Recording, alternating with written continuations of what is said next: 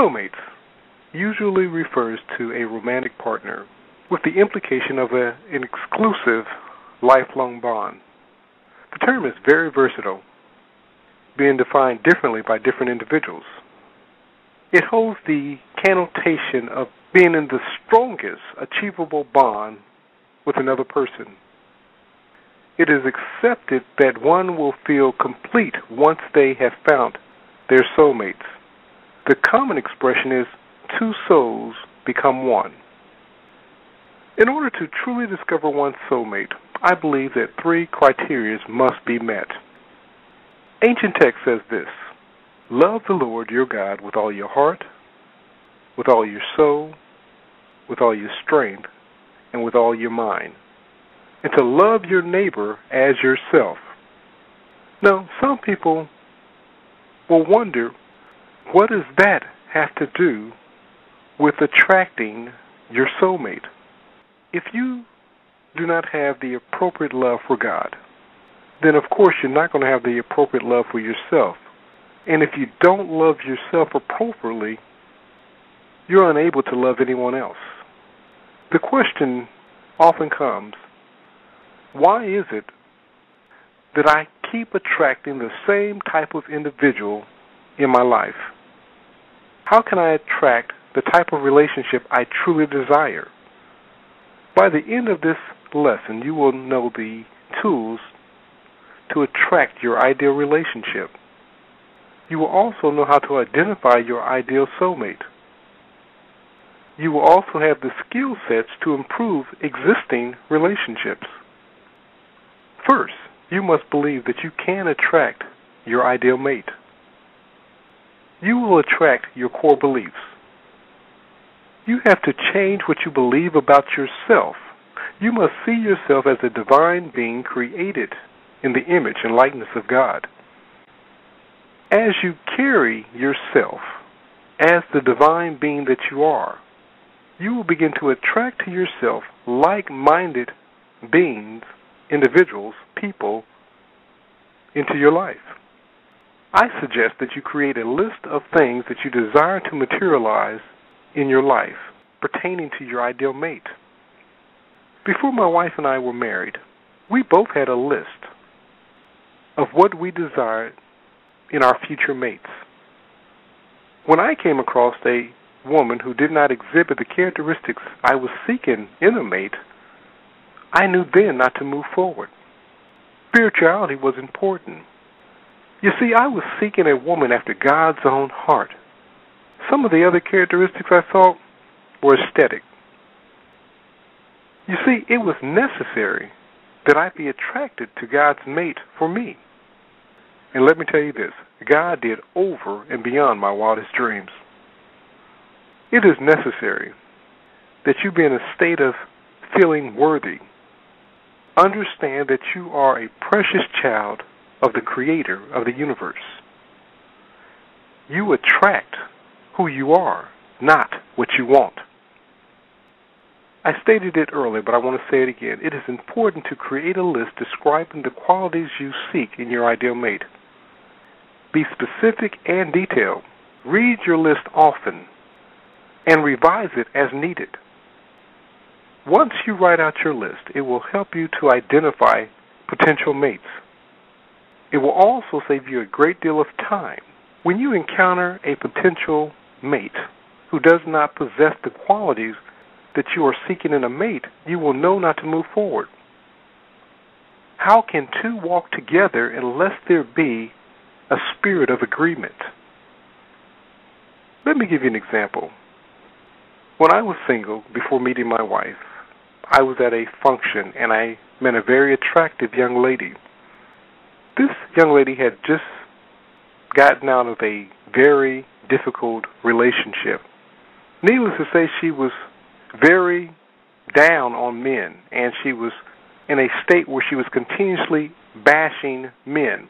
But I thought that maybe it was just something that she was going through and that it would pass. So we agreed to go on a date. She continued in this course of conversation. Needless to say that was the first and last date that young lady and I went on. it's possible that that could have been a potential mate. But because of her state, I was unable to receive or reciprocate the negativity that was being sent out. And so we just did not make the connection. And some of you may have come across situations similar. If you do not believe that you are worthy of love, you will attract individuals who will validate your belief systems. However, if you believe that you are worthy of love, you will attract individuals who will validate that belief system as well. Everyone wants to know, how do I attract my ideal mate? Let me ask you a question, Creator. How do you feel? You may ask, what do feelings have to do with attracting my ideal mate? The law of vibrational match asks the question, how do you feel? Your state of being is the first cause, then follows thinking, speaking, and acting. I used to be under the impression that only likes attracted likes. That's only half true. It is important to be the person you wish to attract. However, you must also feel good about the person you are when attracting your ideal mate. How does a nice person attract someone who is contrary to his or her nature? It comes back to the question, how do you feel? You don't want to attract your mate when you're in a depressed, hurting, or lonely state.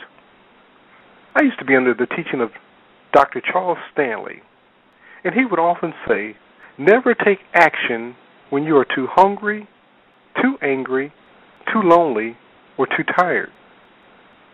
The reason I point this out, if you want to attract your ideal mate, but you're not in the right state, you're headed for disaster. I have a client who attracted her husband over the internet. She told me something that was very interesting. She said that she had to get into the right state before she could attract her ideal mate. It is impossible to attract your ideal mate while in the wrong state. Far too many people attempt to attract what they desire while in the wrong state.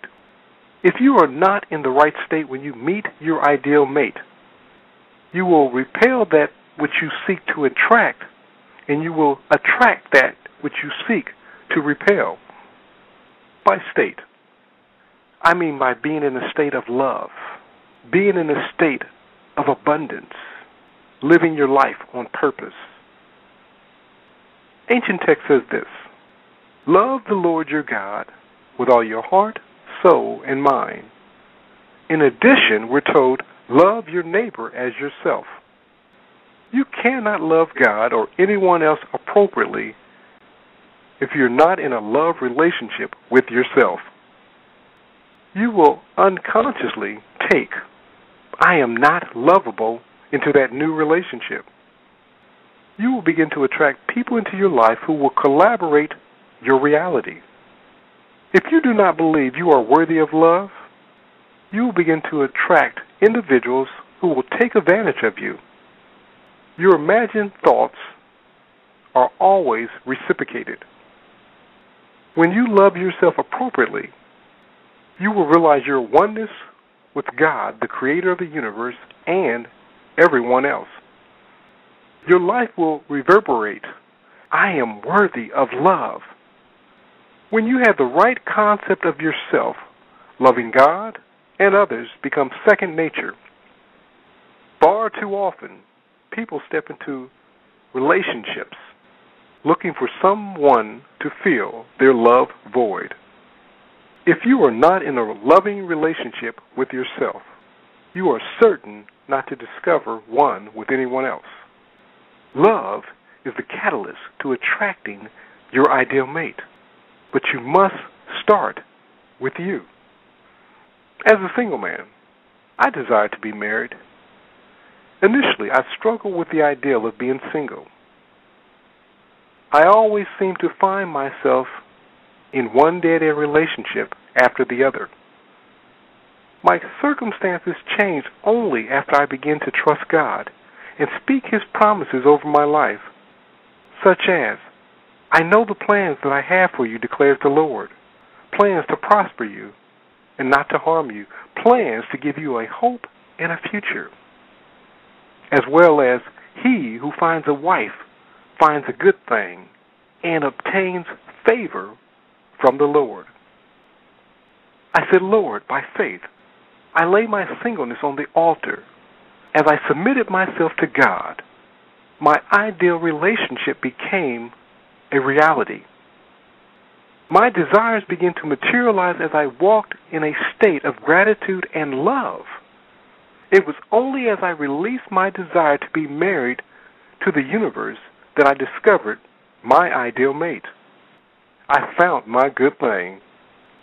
How about you, Creator? As I began doing what I enjoyed doing, my wife was brought into existence. Now, of course, she was there all along. But as the saying goes, I could not see the forest for the trees. Jesus said it this way, for whoever has, to him will be given in abundance. Whoever doesn't have, from him will be taken even that which he has. It is necessary to become an active participant when attracting your ideal mate.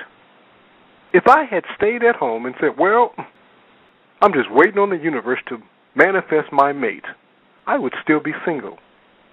Ancient text says this, faith without works is dead. If you desire to be married, to be in a relationship, you must go where like-minded singles congregate. You also have to prepare yourself physically, emotionally, and spiritually to meet your soulmate. In short, you have to become the person you desire to attract. Birds of a feather flock together. You must live in a continual state of expectancy. You must realize that you are deserving and worthy of love. It is not solely because of who you are, but whose you are. You are in a love relationship with the Creator of the universe, and God says, I am love. Your first priority to yourself is to realize that God loves you. Love yourself and love others, in that order. When you begin to see yourself as deserving of love, you will begin to repel anything unlike love. When you enter into a relationship that is less than love, you can say, you are not for me because you're not seeking my highest good. You can walk away from anything less than love. Some may say, DeCarlo, I'd rather be in an unloving relationship than be by myself. I would like to suggest that if you're in an unloving relationship, you are by yourself. You will often take on the characteristics of those closest to you. After a decade of being married, my wife and I will often hear, you have been together for so long that you are starting to look alike, talk alike, and act alike. In short, good or bad, you are going to begin to resemble the people in your life, or they're going to begin to resemble you. Connect with those who most resemble love. Now, why do I bring up this point? If you're continuously around other singles and married folks who have negative concepts of marriage and relationship, then of course you're going to take on those ideologies. So it's important that you find yourself around loving singles and loving married people and people in relationships. Because if you're continuously in that group that says there are no good men out there, there are no good women out there, men can't be trusted, only thing that women want is your money. If these are the concepts that you're continuously hearing, then that's what you're going to begin to see manifested in your life. But let me give you some steps to attract your ideal mate. First step, you must show yourself friendly and open. What do I mean by this? Ancient text says, he who would attract friends must show himself friendly. We have a dear friend of ours, and she desired to be in a relationship, but when men would approach her, she seemed very closed. And we told her to open up, to smile more, to make more eye contact. And what she found was that men found her very attractive. What is that thing that you need to open up to, Creator, in order to receive your ideal mate? Next, you must acknowledge your demons. You must begin to name the things that are keeping you from a love relationship.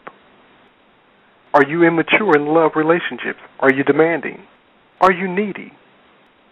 Obsessive? Do you love too much? Do you give yourself away too fast? Do you have a hard time accepting the faults in yourself or others? Do you continuously choose the wrong type of people with the same kind of issues? Are you stuck in a relationship with the wrong person? Identify the things that keep you from discovering your ideal mate.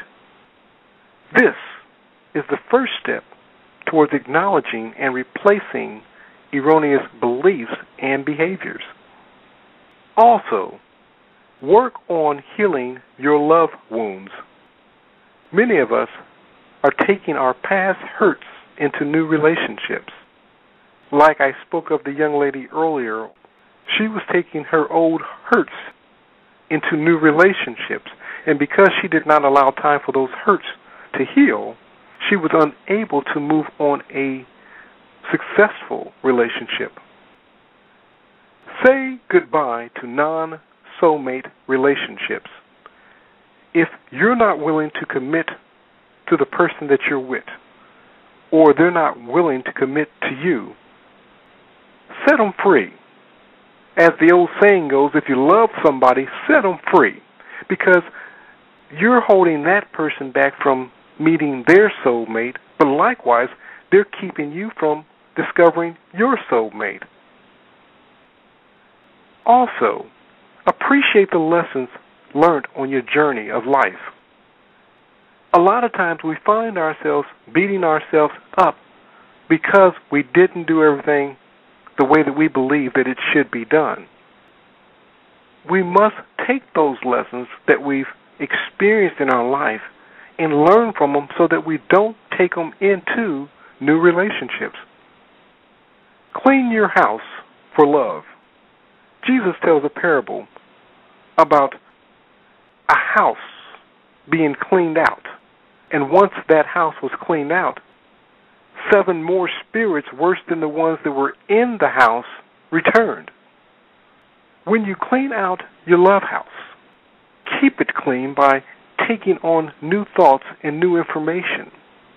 Because if you begin to move the old stuff, the old thoughts, the old way of being into that clean house, the outcome is going to be 7 times worse than it was before you cleaned the house. Honor your yearning to be in a relationship while embracing your singleness. What do I mean by this? Honor that desire that God has placed in you to be in a relationship. But appreciate your singleness at this moment. Far too often, many of us believe that if I can just get in this perfect relationship, my life will be perfect. But the truth of the matter is, if you're not happy in your singleness, you're going to take that unhappiness into the relationship. You're going to have an expectation from your future mate he or she cannot feel. Find joy in your singleness. I often say that you must bring your own happiness to the party. When you bring happiness and completeness to the relationship, you bring 2 completed people into the relationship, and what you have is a relationship able to prosper? Next, get creative. It is important to consciously create your ideal mate. Use anything that is useful to you and makes you comfortable. Write, visualize, daydream, and pray your way to a great relationship. Cut out pictures in magazines of couples in love. Make a list and write stories about your ideal relationship. Go to movies that are filled with beautiful images of ideal relationships and perfect love. We also have the power to create our own personal movies. Create a love story based on your desires, hopes, and dreams. As you envision your ideal love story, imagine it in the present tense and experience that feel-good feeling that you get imagining that ideal relationship. Be open to love. Believe that there's a soulmate out there for you. Finding your soulmate requires more than a wish, a hope, and a dream. It often requires that you become bigger and grow beyond your present limitations. To heal ourselves, we can begin to do this by incorporating counselors, talking to others in relationships who are doing it successfully, also discussing your shortcomings. But you must be courageous. Opening your heart, this is never easy. I recommend that you listen to this lesson repeatedly in order to glean from the precious gems herein. Remember this: only you can create your perfect world. Not God, nor man. Only you can create your perfect world.